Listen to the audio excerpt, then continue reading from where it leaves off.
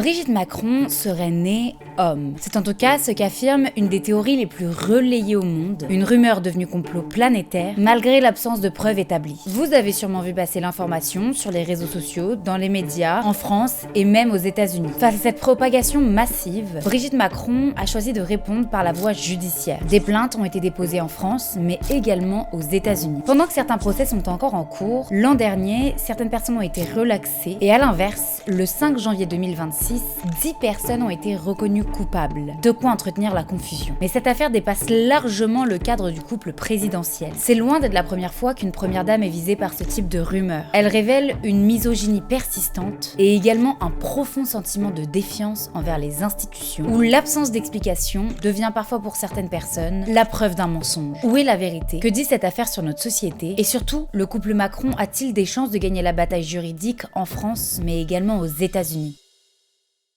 Hello! Bienvenue dans cette nouvelle vidéo, je m'appelle Anaïs, je suis avocate en Californie et je suis rentrée en France pour décrypter l'actualité juridique. Merci beaucoup à tous ceux qui sont abonnés et merci à ceux qui mettent des petits pouces bleus à ma vidéo. Mais vous êtes plein à ne pas le faire pour m'aider à avoir plus de visibilité, à développer ma chaîne YouTube. N'hésitez pas à vraiment cliquer sur le petit pouce, vous abonner à ma chaîne YouTube, mettre un petit commentaire si vous avez envie, mais merci beaucoup pour votre soutien. Cette vidéo est sponsorisée par Bonjour Drink. Vous avez sûrement dû voir passer cette boisson, elle est notée 4,9 sur 5 sur Trustpilot. C'est une boisson que personnellement je bois à la place de mon café. En fait, c'est sous format de poudre que vous mettez dans de l'eau, vous mixez et ça vous fait une boisson chaude. Elles sont 100% naturelles, il n'y a pas de sucre ajouté, sans gluten, vegan, sans additifs. Et en fait, l'intérêt de ces boissons, c'est sur le long terme d'avoir une énergie plus stable, une concentration plus stable, un sommeil profond, une meilleure gestion du stress. Ça permet d'avoir une meilleure clarté mentale. Et c'est vrai que par exemple, pour moi qui suis une très grosse consommatrice de café de base, j'essaye de réduire la consommation de café en buvant notamment les produits Bonjour. Le café à outrance, ça me développait de l'anxiété et c'est vrai que ces produits-là, en plus avec mon TDAH, c'est hyper pratique parce que ça permet vraiment de me focus à fond, de m'apaiser, de me calmer, etc. Il y a en fait énormément de champignons dans ces produits-là qui sont... Bon, ça n'a pas du tout le goût de champignons. Hein. Et les champignons, ils ont plein de bienfaits justement pour le cerveau, pour apaiser, pour avoir une meilleure gestion du stress, de l'anxiété, du sommeil, un meilleur équilibre global. Alors vous avez différentes saveurs, il y a la saveur originale, il y a la saveur café, il y a également cacao, chocolat gourmand et vous avez également la saveur camomille pour le soir. Donc voilà, si vous aussi vous aimez beaucoup travailler avec une boisson chaude mais que vous souhaitez diminuer le café et avoir une année plus saine de manière générale, je vous invite vraiment à tester les produits Bonjour pour avoir de manière générale un quotidien plus sain. Avec le code Anaïs Lénard, vous avez moins 20% sur tout le site et vous avez moins 50% sur l'achat d'un abonnement. Et vous avez en plus un mousseur offert pour faire les boissons des 2 produits achetés en abonnement. Je vous mets le lien du site internet en description pour que vous alliez voir directement. Merci beaucoup à Bonjour de sponsoriser cette vidéo. Je suis trop contente de mettre en avant vos produits que j'adore. Et vraiment, vous m'en direz des nouvelles après les avoir testés. Tout a commencé durant la période du confinement en 2020, lorsqu'une certaine Natacha Ray a commencé à s'intéresser à Brigitte Macron et elle en est devenue totalement obsédée. Petit à petit, elle fait de plus en plus de recherches et développe une théorie comme quoi Brigitte Macron serait en fait un homme. En avril 2021, elle contacte différents médias, comme par exemple Mediapart, en se présentant comme une journaliste et en leur disant qu'elle a l'affaire du siècle, une bombe sur le couple Macron. Elle leur dit « Ok, je vous donne des informations, mais en échange, vous me garantissez que vous me prenez comme journaliste à Mediapart. » Les médias ne la prennent pas trop au sérieux et refusent ses propositions. Quelques mois plus tard, le 10 décembre 2021, Natacha Ray est invitée sur le live d'une médium, Amandine Roy, et durant ce live, les 2 femmes exposent leur théorie sur le couple Macron pour la première fois au public. On dirait, il y a déjà des personnes qui réagissent en disant on dirait un homme. Oui, on dirait un homme. Je pense que ça, c'était pendant la transition. Donc c'est un peu entre les deux. C'est pas vraiment un homme, mais c'est pas non plus une femme. Alors à savoir, Amandine Roy, c'est également une complotiste, c'est-à-dire quelqu'un qui remet en question beaucoup de choses dans le système. Elle en parle énormément sur les réseaux sociaux. Elle dit par exemple qu'on n'a pas marché sur la Lune, que le Covid-19 était une invention. Elle ne croit pas en l'industrie pharmaceutique et elle veut d'ailleurs notamment en 2026 se présenter dans la politique en expliquant qu'elle veut devenir leaduse de la planète entière. Selon les 2 femmes, Brigitte Macron, née Trogneux, serait morte dans les années 60. Son grand frère, Jean-Michel Trogneux, aurait alors changé de sexe dans les années 80 et aurait pris l'identité de sa petite sœur décédée. Donc en fait, selon la théorie, Brigitte Macron serait en fait Jean-Michel Trogneux, une personne transgenre qui aurait 80 ans. Leurs preuves à cette époque sont assez faibles, c'est-à-dire qu'elles se basent sur des photos comparées la mâchoire, les traits du visage, etc. entre Jean-Michel et Brigitte, mais elles n'apportent pas tant d'autres preuves que ça. Ce live, il est peu visionné, mais Amandine Roy, elle va le poster en replay sur sa chaîne YouTube. Et cette vidéo va devenir virale. Elle fera plus de 450 000 vues en quelques jours avant d'être supprimée par la plateforme. Et évidemment, l'Élysée et le couple Macron en entendent parler, mais ils ne veulent pas rebondir dessus. Des scénarios montés avec des gens qui finissent par y croire et qui bousculent, y compris dans votre intimité. Seulement quelques semaines plus tard, en janvier 2022, lors du journal de 20h, le journaliste parle à Brigitte Macron de cette vidéo et de cette rumeur. Brigitte Macron nie et annonce qu'elle portera plainte. C'est-à-dire au début, j'ai regardé ça d'un petit peu loin, j'en entendais parler, mais bon. Et puis à un moment donné, je me suis rendu compte qu'ils étaient en train de bouleverser ma généalogie. C'est-à-dire ils avaient changé mon arbre généalogique. C'est-à-dire les 3/4 de la famille, c'était bien. Puis d'un seul coup, on arrive à mon frère, je suis mon frère. Et moi, si je n'y vais pas, si je ne fais rien, alors que ça fait 4 ans que je suis contre le harcèlement, je ne suis pas audible. Mais malgré le fait que Brigitte Macron ait nié, l'affaire est loin d'être étouffée et l'histoire est alors relayée par une grande partie de la presse française quelques jours plus tard. Rapidement, cette affaire explose et intéresse de plus en plus de gens. Alors peut-être que pour certains ça peut paraître assez neutre, voilà, qu'est-ce qu'on s'en fiche qu'elle soit un transgenre, qu'elle soit née homme ou pas, mais finalement c'est quand même quelque chose qui est assez grave dans le sens où on remet en question son arbre généalogique, son identité et ça peut être blessant voire traumatisant de voir une telle rumeur prendre une ampleur pareille. Mais pourquoi cette histoire, elle intéresse tant? La première raison, c'est que le couple Macron, il est à l'origine particulier, c'est le moins que l'on puisse dire. Brigitte Trogneux est à l'époque professeure de français à Amiens et elle tombe folle amoureuse de son élève Emmanuel Macron alors qu'il n'avait que 17 ans. Ils ont 24 ans de différence. Et c'est là tout le problème, c'est que quand Emmanuel Macron aurait commencé à fréquenter Brigitte Macron, il était apparemment mineur. Alors à l'époque, évidemment, ça fait scandale, c'est du détournement de mineurs et Brigitte Macron, à l'époque, elle est mariée avec un certain André-Louis Ozière. Et donc, comme à l'époque, son premier mari a très mal vécu la situation, une partie de la famille de Brigitte Macron lui tourne le dos, et donc c'est pour ça que Brigitte Macron, elle a jamais vraiment voulu parler de cette période-là de sa vie, et elle a essayé de masquer cette période-là de sa vie, puisqu'elle est assez problématique. La deuxième raison pour laquelle cette rumeur intéresse tant, c'est le secret. C'est qu'il y a énormément de zones d'ombre. Une grande partie de la vie de Brigitte Macron a été cachée pour essayer de masquer ce scandale. Et ça, forcément, ça fait beaucoup parler. Il y a beaucoup d'approximations, les journaux de l'époque se trompent parfois dans les dates de naissance, dans les actes de naissance. Il y a des erreurs parfois de l'état civil, donc l'état civil, vous savez, c'est le nom, prénom. Il y a pas mal d'informations qui sont manquantes. Et forcément, pour Natacha Ray et toutes les autres personnes qui ont développé cette théorie, eh bien, ces zones d'ombre, elles constituent des preuves. Alors vous allez vous dire, dans ces cas-là, on pourrait faire témoigner l'ex-mari, et lui, il saurait si Brigitte Macron est bien Brigitte Macron. Eh bien, il y a presque aucune trace de son premier mariage. Personne n'a jamais réussi à voir son premier mari. Il serait décédé en 2019. Le faire-part de décès de André-Louis Ozière en 2019 contient une photo de lui en maillot de bain, ce qui est assez surprenant pour un faire-part de décès. Et ça encore, pour Natacha Ray, ce sont des preuves que ce faire-part de décès est un faux faire-part et qu'en fait, André-Louis Ozière n'aurait jamais existé. Comme leur mariage s'est très mal fini, Brigitte Macron, elle a toujours fait en sorte de masquer un petit peu ce premier mariage. Il y a donc très peu de photos de elle et son premier mari ensemble, et forcément, pour Natacha Ray et tous les investigateurs, ça sent le roussi. Et il est où ce Jean-Michel Trogneux dans l'histoire? Eh ben, Jean-Michel Trogneux, il est en vie. Vous savez, c'est la personne que Brigitte Macron, selon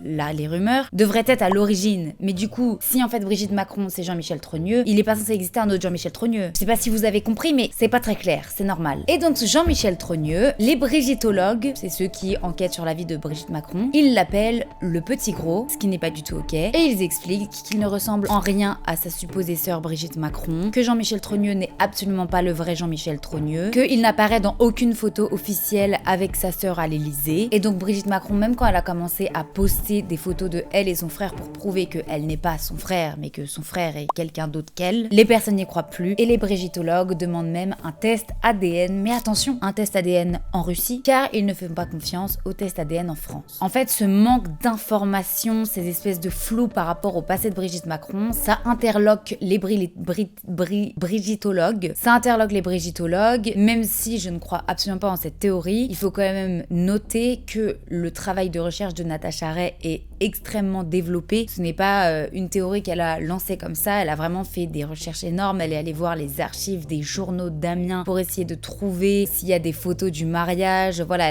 elle a fait des années d'enquête. Et la troisième raison qui fait qu'énormément de gens ont cru à cette théorie, c'est que il y avait déjà avant cela une théorie selon laquelle Emmanuel Macron serait homosexuel. En fait, cette théorie de l'homosexualité d'Emmanuel Macron, elle a été développée au moment des élections présidentielles de 2017. Les gens disaient qu'il aurait une relation avec le président de Radio France de l'époque, Mathieu Gallet. Et donc en fait, les deux rumeurs sont liées. Si Emmanuel Macron est homosexuel et que Brigitte Macron est une transsexuelle et en fait son frère, le couple Macron ne serait pas le couple Macron, ce serait un faux couple. Je ne sais pas du tout pourquoi ça intéresse à ce point les gens, même si c'était vrai, et alors, ça ne regarde pas quoi. C'est tellement intime et privé. L'affaire s'est un petit peu atténuée, et on pensait d'ailleurs qu'elle allait disparaître. Mais en 2023, une certaine Zoé Sagan sur Twitter va relancer la rumeur. Zoé Sagan, c'est un compte Twitter qui diffuse énormément d'informations politiques, mais c'est un peu de la fiction politique. C'est du trash people. Zoé Sagan, elle balance un peu tout et n'importe quoi sur son application. Elle est souvent accusée d'appartenir à la sphère complotiste, de propager de la désinformation, mais elle est suivie par énormément de gens, par des journalistes, par des politiques. Et donc, quand elle propage une rumeur, les hommes politiques et les médias voient ce qu'elle propage. Petite précision, Zoé Sagan, c'est un nom fictif. Et derrière ce personnage fictif se trouve un auteur français de la trentaine d'années, Aurélien Poisson-Atlan. Et donc, Zoé Sagan va commencer à poster énormément sur la rumeur concernant Brigitte Macron. Et cela va totalement relancer la rumeur. Mais Zoé Sagan n'agit pas seule. Elle est aidée pour rédiger ses tweets par Xavier Poussard. Xavier Poussard est un autre complotiste. Il ne croit pas au 11 septembre. Il pense que le Covid est une invention. Vous allez remarquer, toutes les personnes qui propagent cette information, ce sont des complotistes. Et ce sont également tous des personnes d'extrême droite. Tous. Donc en fait, Xavier Poussard, il avait déjà été contacté par Natacha Ray en 2021, donc dès l'origine de la rumeur. Mais il n'avait pas fait grand chose parce qu'il attendait de voir ce qui allait se passer. Un peu opportuniste le type. Xavier Poussard, c'est notamment un journaliste qui travaille pour la rubrique Faits et Documents, un magazine d'extrême droite, extrême droite, très très radical, si vous voyez ce que je veux dire, qui partage énormément de théories du complot, etc. Donc en fait, Xavier Poussard, il estime que Natacha Ray n'a pas fait une bonne enquête, il va se réapproprier cette histoire, refaire une enquête selon lui de A à Z, et il va, à partir de 2023, énormément commencer à communiquer à propos de cette théorie concernant l'identité sexuelle de Brigitte Macron. Et en fait, Xavier Poussard, en travaillant main dans la main avec Zoé Sagan sur Twitter, et en plus en parlant de ça sur la rubrique Faits et Documents, il va transformer cette rumeur en théorie du complot. Sur Twitter, il va lancer le hashtag Jean-Michel Trogneux, qui est un réseau non modéré depuis le rachat de Elon Musk, donc je peux vous dire que ça y va sur X. Il y a des sites internet concernant l'identité de Brigitte Macron, il y a le développement du mouvement qui s'appelle la brigittologie, donc c'est-à-dire l'étude de l'identité de Brigitte Macron. Il y a des centaines et des centaines d'articles, de pages qui réécrivent littéralement l'arbre généalogique de Brigitte Macron, sa vie, sa famille. Ça remet en question énormément de choses et je pense que pour l'identité de quelqu'un, ça doit être hyper compliqué à vivre. Mais Xavier Poussard, il ne s'arrête pas là. Il veut encore plus développer la rumeur et il traduit donc certains de ses articles de rubrique Faits et Documents en anglais et les envoie aux États-Unis à des politiques, à des journalistes et à des proches de Trump. Et bingo, un jour, il va être appelé par une influenceuse / commentatrice / journaliste d'extrême droite, Candace Owens. Candace Owens, elle est suivie par des millions et des millions de personnes, que ce soit sur X, que ce soit sur Instagram ou sur YouTube. Elle est très très très connue connue et surtout, elle a un impact médiatique extrêmement important. Candace Owens, elle est connue comme étant MAGA, donc Make America Great Again, soutient Trump à fond et elle est également très complotiste. Elle remet en question beaucoup de choses, elle dit que les dinosaures n'ont jamais existé. Et voilà, elle est assez controversée parce que elle critique énormément les mouvements progressistes, elle dit que les féministes emmènent vers notre perte, nous courent à nos pertes, on court à nos pertes, vous avez compris. Elle est contre le mouvement Black Lives Matter aux États-Unis, alors qu'elle est pourtant elle-même noire. Elle est assez controversée et d'ailleurs elle est assez controversée au sein même de son parti. D'ailleurs, petite anecdote, elle a été invitée en 2017 lors d'une conférence de Marion Maréchal Le Pen. Et la première vidéo qu'elle publiera à l'égard de Brigitte Macron, c'est le 11 mars 2024. Elle va publier un de ses épisodes de podcast sur YouTube qu'elle a intitulé Insane, ça veut dire fou, genre démentiel. Et elle va l'appeler notamment le plus gros scandale politique de l'histoire de l'humanité. Enfin, vraiment, je trouve ça tellement pas tant problématique que ça. À côté de ça, il y a Trump qui a été reconnu coupable d'agression sexuelle aux États-Unis. Et t'as Bill Clinton qui fréquentait très fortement Epstein et les filles mineures, etc. Enfin, je veux dire, ça c'est un scandale politique. Le fait de savoir est-ce que Brigitte Macron elle a une quéquette ou pas, enfin bref. Et là va commencer une vraie campagne à l'encontre de Brigitte Macron. Ça va d'ailleurs s'appeler le Brigitte Gate. C'est en fait la publication massive sur tous ses réseaux sociaux constamment. Un harcèlement durant des années. Elle a même fait des t-shirts, elle a fait du merch à propos de Brigitte Macron, enfin elle est allée hyper loin. Elle a même dit qu'elle remettait toute sa réputation en jeu en affirmant que Brigitte Macron était un homme. Et donc ensemble, Xavier Poussard et Candace Owens, ils vont concocter ce qu'on appelle Becoming Bridget, devenir Brigitte en français. En 2025, Xavier Poussard il va publier un livre, Devenir Brigitte, sur Amazon, qui sera auto-publié, qui sera dans les top 1 des ventes pendant des mois et des mois. Candace Owens de son côté, elle va publier une série de 8 épisodes sur YouTube, un peu plus d'1 heure chaque épisode, enfin voilà, c'est vraiment un réel documentaire qui s'appelle Becoming Bridget, dans lequel elle expose toute sa théorie comme quoi Brigitte Macron serait un homme. Et elle ne parle pas seulement de Brigitte Macron, elle dit qu'elle n'aurait pas porté ses enfants, puisque Brigitte Macron aujourd'hui elle a 3 enfants, que Emmanuel et Brigitte Macron seraient apparentés, donc il y aurait de l'inceste entre deux, que Emmanuel Macron aurait été sélectionné par des programmes comme la CIA, etc. What? Et elle dit également que les Macron participeraient à des réseaux criminels, pédophiles, sataniques. Voilà, elle donne un style un petit peu hollywoodien à cette théorie. Ce sont des allégations très graves, encore une fois. Et dites-vous que cette histoire, depuis début 2025, on dit qu'elle a touché plus de 1 milliard de personnes sur la planète, c'est-à-dire 1/8 de la planète a été exposée à cette théorie. C'est énorme. C'est devenu la première théorie complotiste en France, sachant que la deuxième, c'est l'élite pédophile.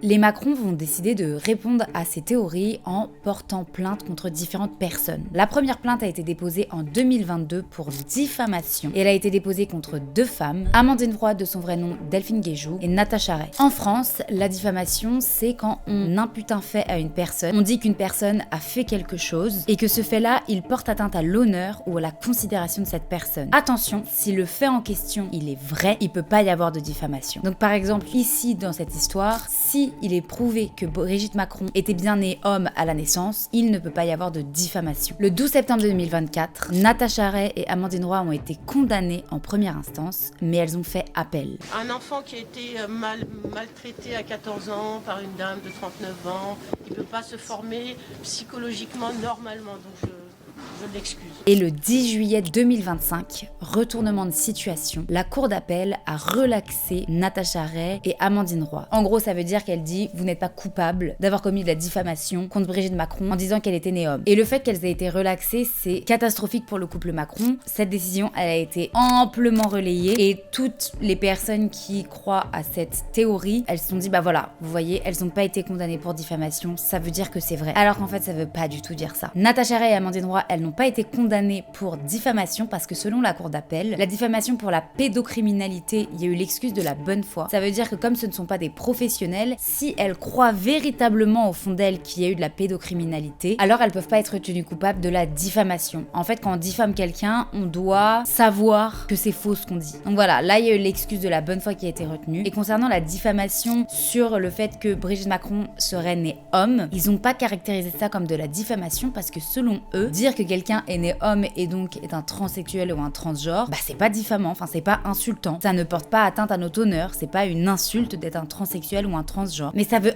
absolument pas dire que c'est vrai. Ça veut juste dire que pour eux c'est pas une insulte, et donc du coup, comme c'est pas une insulte, ça peut pas être de la diffamation. Alors attention, Brigitte Macron, elle s'est pourvue en cassation, ça veut dire qu'elle a demandé en gros à contester la décision de la cour d'appel. En droit français, comme dans beaucoup d'autres pays, il y a la première instance, c'est-à-dire un jugement au tribunal. Quand on conteste ça, hop, ça va à la cour d'appel, et quand la cour d'appel elle rend une décision, si on veut encore contester ça, ça va à la cour de cassation, c'est le dernier recours possible, et la cour de cassation, elle va rendre une décision. Donc ici, il va y avoir un pourvoi en cassation, on ne sait pas encore ce que la cour de cassation va dire à ce sujet-là. Mais Brigitte Macron, elle a déposé une deuxième plainte, pas pour diffamation cette fois-ci, mais pour cyberharcèlement, le 27 août 2024, contre X. Contre X, ça veut dire que ça peut être contre plusieurs personnes, elle ne nomme pas spécifiquement les personnes, ça dépendra selon l'enquête des procureurs, de la police, etc., qui ils veulent mettre dans X. Donc dans le X, il y a 10 personnes qui ont été retenues. D'ailleurs, il y a des personnes qui n'ont pas été retenues, c'est assez étonnant, notamment Xavier Poussard. Mais dans les 10 personnes, il y a notamment Zoé Sagan, et qui est Aurélien Poisson-Atlan. Il y a notamment Amandine Roy, de son vrai nom Delphine Guéjoux. Et il y a 8 autres personnes qui ont été poursuivies,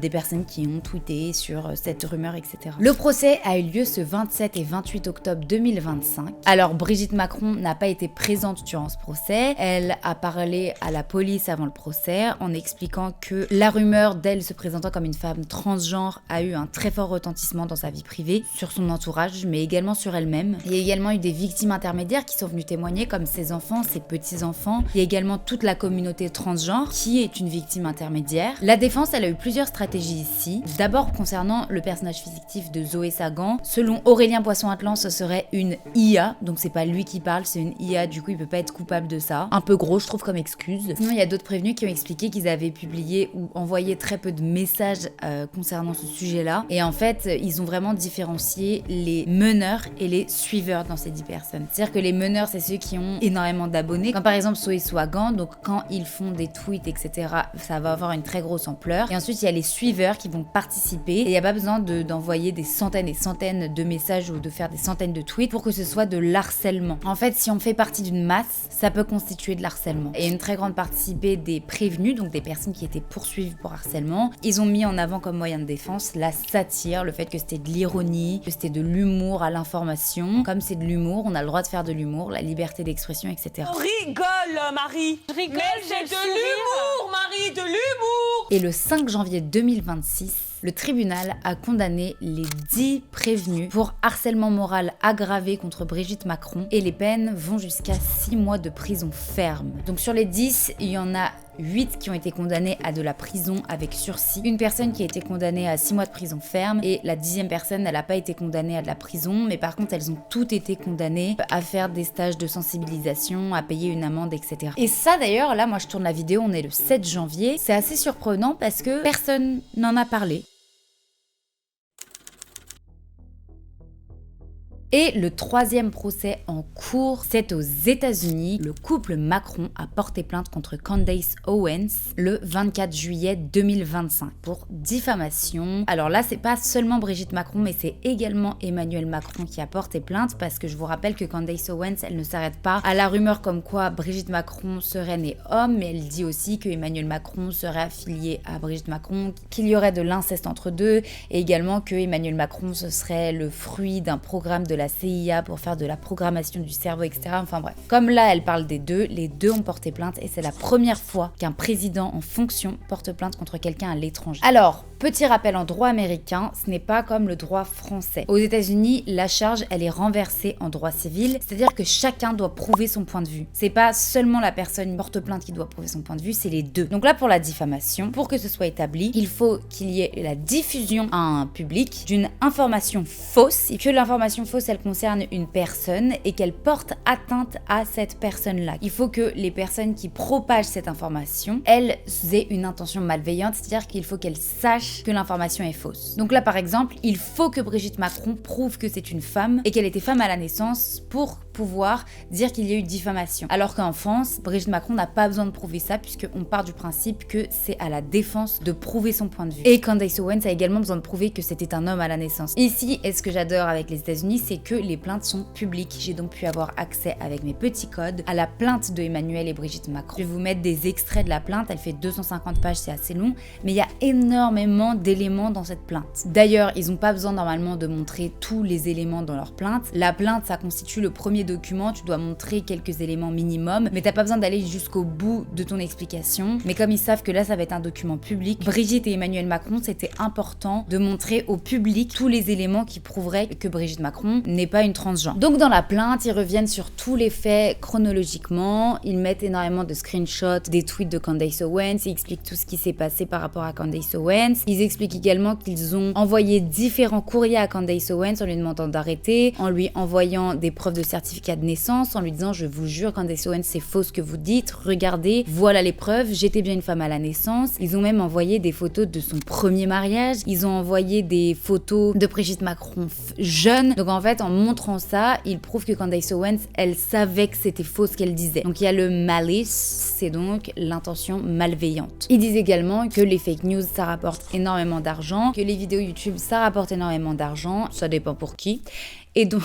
Et donc en fait, elle aurait fait ça pour l'argent parce que les fake news, ça paye énormément. Ils disent également que dès qu'il lui envoyait des courriers, elle aurait utilisé ces courriers pour dire qu'elle se ferait menacer par le couple Macron. D'ailleurs, elle a fini par dire que le couple Macron avait commandité son assassinat et qu'elle était en grave danger de mort. Et en fait, ils disent qu'ils ont accusé le couple Macron de crimes graves sans aucune preuve et en ayant surtout les preuves que ce qu'elle disait était faux après les différents envois de lettres. Et qu'elle aurait utilisé tout ça pour faire du contenu promotionnel, commercial, pour se faire de l'argent sur le dos des Macron. Là, ils sont dans une étape de la plainte dans laquelle ils s'envoient tous leurs documents. Je l'avais expliqué dans d'autres vidéos, mais aux États-Unis, après la plainte, il y a la réponse et ensuite s'ensuit les échanges de preuves entre les deux parties. Elles se disent voilà, je veux que tu m'envoies ça. Elles sont obligées de s'envoyer tout ce qu'elles vont présenter au juge le jour de l'audience et donc du procès. Donc voilà, il y a tout cet échange-là qui dure très longtemps. Il y a ensuite des depositions, c'est-à-dire les avocats vont aller interroger la partie adverse. Tout ça, c'est enregistré, ça peut être utilisé au tribunal à l'audience le jour du procès. Et le procès, l'audience aura lieu en 2026. Sauf s'ils se mettent d'accord avant le procès en disant bah voilà, là moi je sais toutes les preuves que tu vas montrer, toi tu sais toutes les preuves que je vais montrer. Si on est logique, on sait grosso modo qui va gagner. Viens, on se serre la pince, on fait ça en dehors des caméras parce que les procès aux États-Unis c'est public. On se donne un billet et comme ça on s'affiche pas trop. Et surtout ça nous coûte beaucoup moins d'argent. Et d'ailleurs pour prouver leur point concernant l'identité de Brigitte Macron, les Macron ont annoncé qu'ils allaient fournir des preuves scientifique de l'identité de Brigitte Macron à sa naissance. Ça n'a pas encore été rendu public, mais en tout cas, s'il y a un procès, on aura accès à tous ces documents. Mais qui se cache derrière tous les comptes qui partagent ces rumeurs? Pourquoi il y a un tel engouement autour de cette rumeur? Eh bien ce phénomène, il est loin d'être nouveau. On appelle ça la transvestigation. C'est l'investigation du fait que quelqu'un est transgenre et en général, l'investigation du fait qu'une femme était en fait un homme. Et ça arrive très régulièrement pour les femmes qui ont du pouvoir. C'est finalement un mouvement extrêmement misogyne qui refuse d'accepter qu'une femme qui a du pouvoir, ça ne peut pas être une femme, c'est forcément un homme. Et d'ailleurs, ce phénomène là, il est arrivé à beaucoup de premières dames, les femmes des présidents qui ont du pouvoir. Et il y a notamment énormément de rumeurs autour de Michelle Obama, comme quoi ce serait un homme. Mais il y a également la première dame nouvelle-zélandaise, la première dame espagnole, même Melania Trump. Et en dehors du principe des premières dames, il y a également par exemple Aya Nakamura, Beyoncé ou même Kamala Harris. On a du mal à croire que des femmes, et en général des femmes non blanches, puissent avoir autant de pouvoir. Donc voilà, on va analyser leurs traits du visage, si elles ont des traits du visage pas assez féminins selon des stéréotypes de la société, elles sont trop autoritaires, trop indépendantes, trop influentes pour être des femmes. Ce serait une manière radicale de nier leur légitimité. C'est un mouvement extrêmement misogyne, mais c'est également un mouvement qui traduit une grande défiance envers l'État. Toutes les personnes qui ont été dans l'histoire de Brigitte Macron, ce sont des personnes complotistes qui ne croient pas en l'État, qui ne croient pas en notre gouvernement, qui pensent qu'on nous ment sur tout, sur le Covid, sur sur est-ce qu'on a marché sur la Lune, sur les dinosaures. Il croit également énormément au fait que en fait les élites seraient des élites sataniques, seraient des élites pédophiles qui feraient des choses extrêmement perverties. Ça traduit vraiment d'un sentiment de défiance envers l'État. Et donc en fait il y aurait un certain besoin de transparence des politiques envers la population. Alors il y a également une motivation politique. La très grande majorité des personnes qui ont repartagé cette rumeur, ce sont des personnes d'extrême droite. Alors déjà, selon l'extrême droite, il y a une vision de la famille qui doit être un homme et une femme qui ont des enfants. Donc déjà, être transgenre ou être homosexuel, c'est complètement en contradiction avec les idées et les valeurs de l'extrême droite. Mais en plus, ce serait une manière de dire, regardez comment les autres qui ne sont pas d'extrême droite sont pervertis. On veut détruire l'image des autres partis politiques. C'est misogyne, politique et c'est également bien évidemment transphobe puisqu'il y a énormément d'insultes contre les personnes de la communauté trans, contre les personnes de la communauté LGBT de manière générale. Comme l'a dit la cour d'appel, ce n'est pas censé être une insulte et malheureusement ça l'est. Et bien sûr, il y a une motivation qui, je pense, est la plus grande motivation de l'homme, c'est l'argent. Le complot, ça rapporte énormément d'argent. Plus une information qu'on partage est vue et relayée sur les réseaux, plus on gagne de l'argent. Et je peux vous dire que des théories comme quoi Brigitte Macron est un homme, qui est relayé dans le monde entier, ils se sont fait un paquet de thunes. D'ailleurs, Xavier Poussard a refusé de dire le bénéfice des ventes de son livre, il était un petit peu mal à l'aise. Vous savez combien de livres vous avez vendus? Parce que Amazon ne communique pas. Non, mais je sais, si vous voulez, il y a un effet, je répondrai pas à cette question. Ça permet pas d'en vivre, ça permet de rembourser les crédits, voilà. Finalement, les complotistes, ils sont gagnants parce qu'une information, quand on te la met dans la tête, même si elle est fausse, si tu l'entends 10, 20, 30 fois, elle reste dans ta tête et le doute s'installe. Même si la personne est condamnée, le mal est déjà fait, l'argent a déjà été récolté et surtout, les condamnations sont extrêmement faibles et c'est très dur à prouver qu'il y a eu de la diffamation. S'il y a eu de la bonne foi, ça porte pas atteinte à l'honneur, il n'y a pas de diffamation. On peut donc transmettre des fake news sur les réseaux sociaux en toute impunité. Donc finalement, on se rend compte qu'il y a quand même très peu de sanctions par rapport à ça et que c'est un parcours du combattant que de combattre ce cyberharcèlement et ces diffamations. Et si vous voulez suivre le procès qu'il y aura peut-être en 2026 aux États-Unis, ce serait avec plaisir que je pourrais vous expliquer et décrypter ce procès en direct. En attendant, merci beaucoup d'avoir regardé cette vidéo jusqu'à la fin. N'hésitez pas à vous abonner à ma chaîne YouTube pour me donner de la force. Et merci infiniment à Bonjour de sponsoriser cette vidéo. J'espère que vous goûterez Bonjour. Vous m'en direz des nouvelles, vous me direz si vous vous sentez apaisé. À bientôt et gros bisous!